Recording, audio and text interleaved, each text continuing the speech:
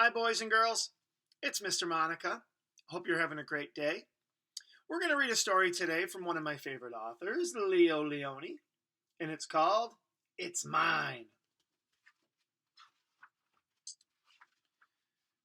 I'm reading this story today with permission from Scholastic Incorporated. So, it's mine. In the middle of Rainbow Pond, there was a small island. Smooth pebbles lined its beaches, and it was covered with ferns and leafy weeds.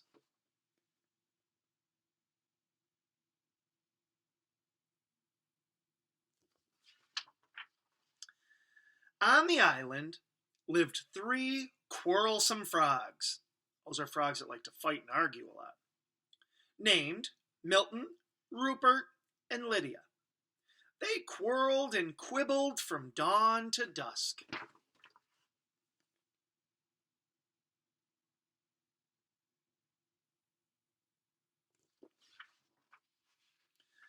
"Stay out of the pond," yelled Milton. "The water is mine."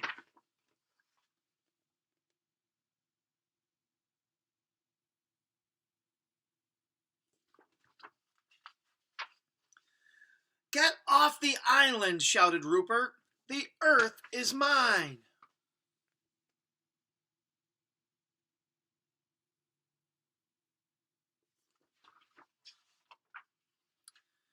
"The air is mine," screamed Lydia as she leaped to catch a butterfly. And so it went.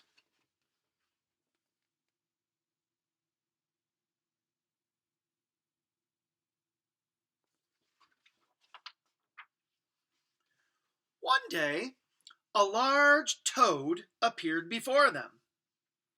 "I live on the other side of the island," he said, "but I can hear you shouting, 'It's mine, it's mine, it's mine,' all day long.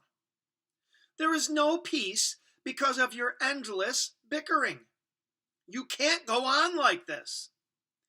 With that, the toad slowly turned around and hopped away through the weeds.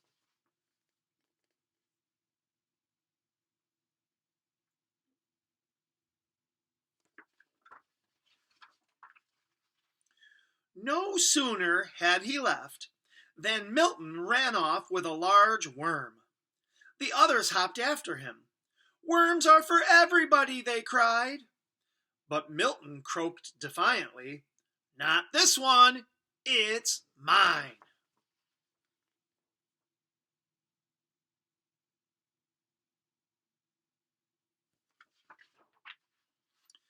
Suddenly, the sky darkened, and a rumble of distant thunder circled the island. Rain filled the air, and the water turned to mud. The island grew smaller and smaller as it was swallowed up by the rising flood. The frogs were scared.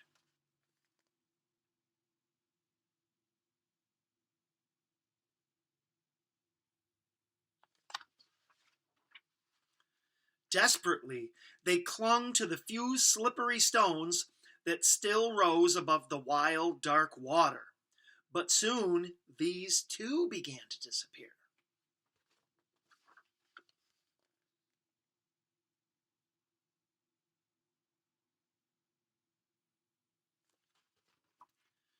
I wonder what's going to happen to these poor frogs. Do you have any predictions?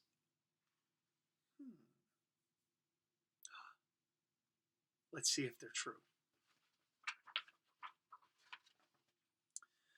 There was only one rock left, and there the frogs huddled, trembling from cold and fright. But they felt better now that they were together, sharing the same fears and hopes. Little by little, the flood subsided. The rain fell gently and then stopped altogether.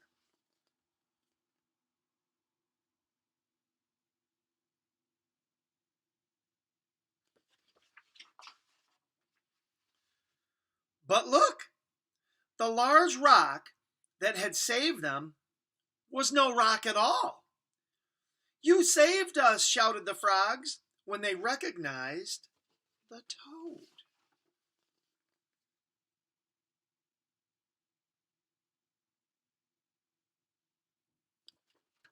So they weren't standing on a rock at all. They were standing on the toad's back. The next morning, the water had cleared. Sun rays chased silver minnows on the sandy bottom of the pond. Joyfully, the frogs jumped in, and side by side, they swam all around the island.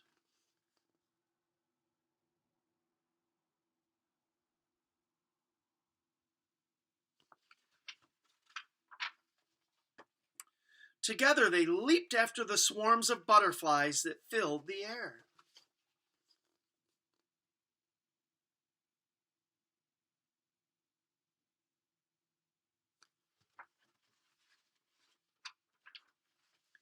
And later, when they rested in the weeds, they felt happy in a way they had never been before. "Isn't it peaceful?" said Milton. "And isn't it beautiful?" said Rupert. "And do you know what else?" said Lydia. "No, what?" the others asked. "It's ours," she said.